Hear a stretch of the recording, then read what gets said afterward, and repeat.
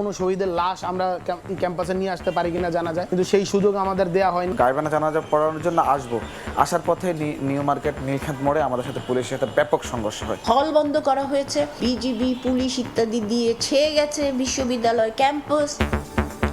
ক্ষমতায় যেতে জুলাইকে ব্যবহার করতে চায় বিরোধী দল, বললেন বিএনপি মহাসচিব।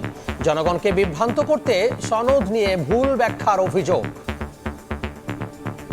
বিরোধী দল শুধুমাত্র ক্ষমতায় যাওয়ার জন্য এই জুলাইকে তারা ব্যবহার করতে চায়। তারা অনেকে বিভিন্ন রকম মুখরোচক কথা বলে জনগণকে উত্তেজিত করবার চেষ্টা করছেন। সম্পূর্ণভাবে ভুল ব্যাখ্যা দেওয়া হচ্ছে যে আমরা জুলাই সনদ বাস্তবায়ন করতেছি না।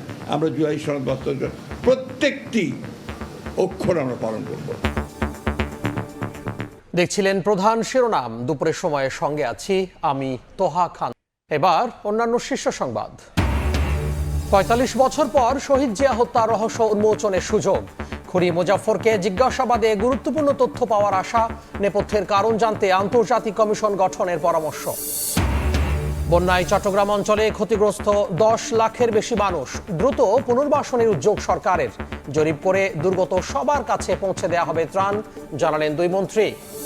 10 টাকাটা 100 টাকা নিলে দাও, নালে দাও। প্রতি ডজনে আপনার 10 টাকা করে আসছে। সাধারণ মানুষের নাগালে বাইরে চলে গেছে। বন্যার প্রভাবে সবজির বাজারে আগুন, সরবরাহে ঘাটতির অজুহাতে দ্বিগুণ দাম। ঊর্ধ্বমুখী ডিমের দরও ডজনে বেড়েছে 10 টাকা। নওগাঁয় বাড়ছে সরু চালের দাম।